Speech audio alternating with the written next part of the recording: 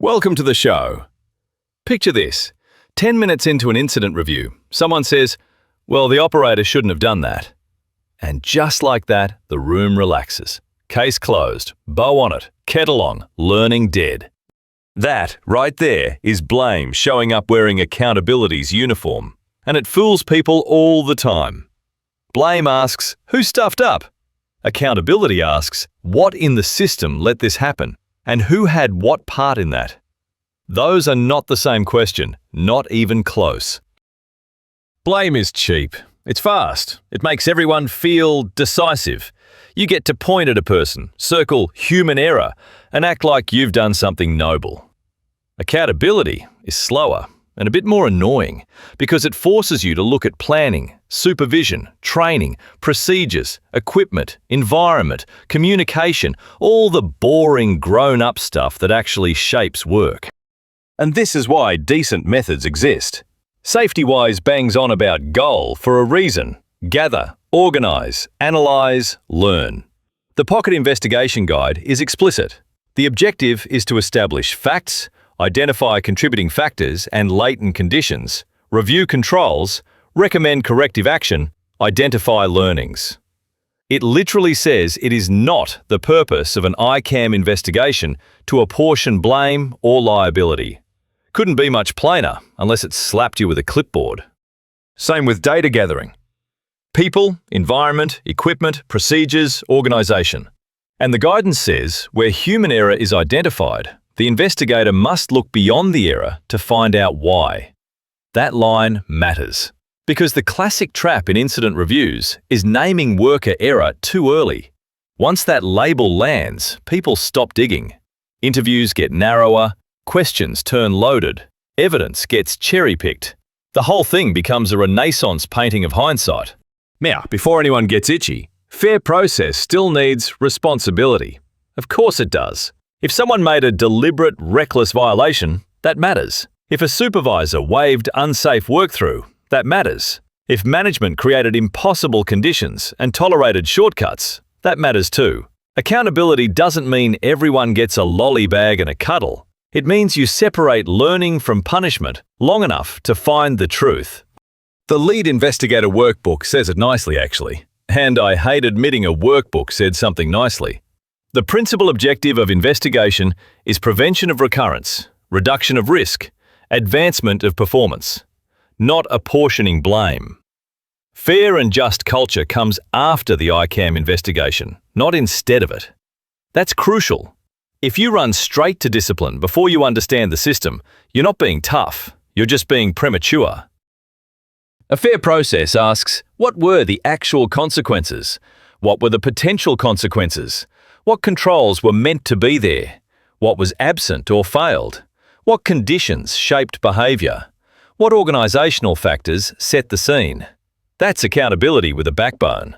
A witch hunt is just theater with bad minutes. Once blame enters an investigation, three things happen almost immediately. People go quiet, they tidy up the story, and they protect themselves. Which is very human, by the way.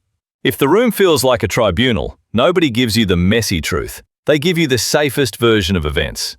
And witness interviewing guidance absolutely backs this up. Interviewers are told, gather information, don't diagnose. Treat the person's account as truthful. Avoid power games, taking sides, criticizing the witness. Avoid leading questions and loaded questions. Why? Because memory is already dodgy enough. The workbook lists contamination, rationalization, trauma, stress, distraction, elapsed time, interview skills. Add blame to that stew, and suddenly everyone's memory becomes suspiciously neat. Blame also breaks the analysis itself. With ICAM, you're meant to move contributing factors from PEEPO Mark II into 4 buckets: absent or failed defenses, individual or team actions, task or environmental conditions, and organizational factors. With 5 whys, you keep asking why until you hit a control point, a point beyond control, or you realize you need more information. But if you go personal too early, you never get past the individual action box.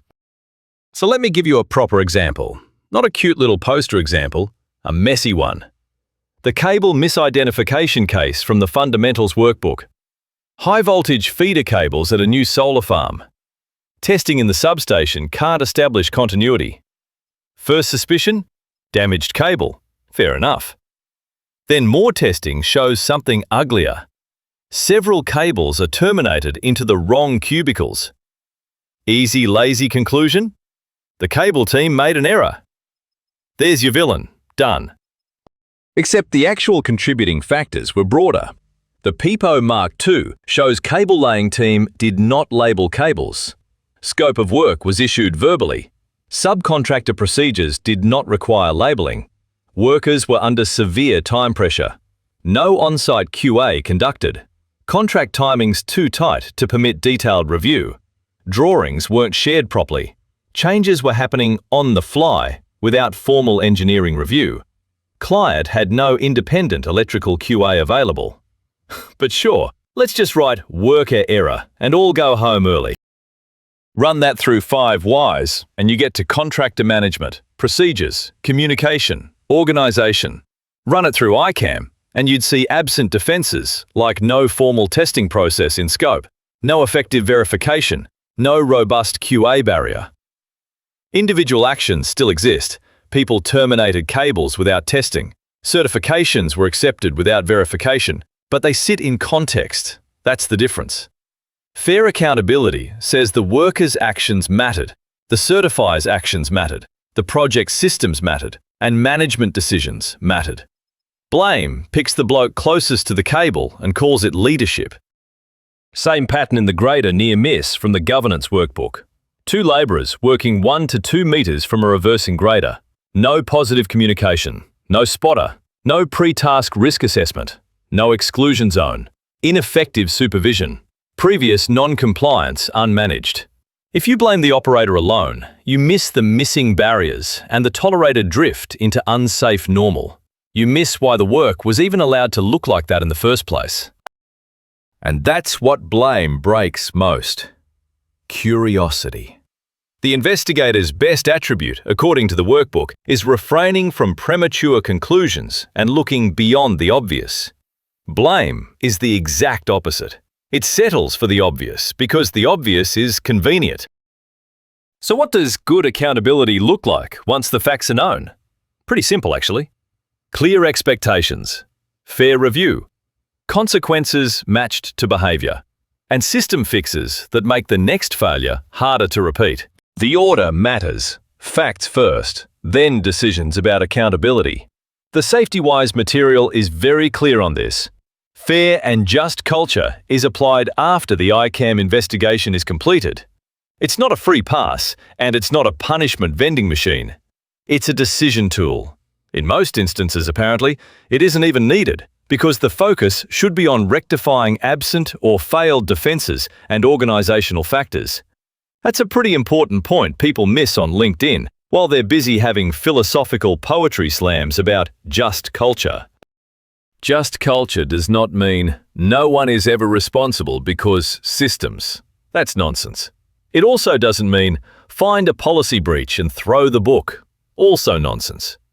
The decision chart in the workbooks draws distinctions between slips, lapses, mistakes, routine violations, situational violations, organizational optimizing, personal optimizing, reckless acts. And the responses vary. Recognize, encourage, coach, train, counsel, discipline. That's how adults do it. If someone made a knowledge-based mistake because there was no training, vague procedure, poor supervision, and no workable defense, the response shouldn't be the same as for a reckless, deliberate deviation. If a leader tolerated non-compliance because production goals overrode safety goals, that shouldn't be hidden behind operator accountability either. Fair means proportionate. Fair also means looking up the chain, not just down it. And while we're here, recommendations matter. They should be smarter, specific, measurable, accountable, reasonable, timely, effective, reviewed. They should link back to the absent or failed defenses and organizational factors. And they should respect the hierarchy of controls. If every incident ends with retrain staff, remind workers, and update procedure, you're not fixing the system. You're just laminating your disappointment. Take the level crossing example in the online lead workbook. If you only held the road train driver responsible, you'd miss the non-standard induction loop position, remote control without speed readout, accepted practice of driving from the footwell, poor response to previous near misses, no process to observe safety behaviours, design and change issues. Real accountability would still examine the actions of both drivers, absolutely, but it would also push engineering controls, design fixes, management of change, and organisational learning. That's how you make recurrence harder. Leaders, this is the real fork in the road after an incident. Are you trying to be seen as tough, or are you trying to reduce risk? Because those can overlap, sure, but often they don't.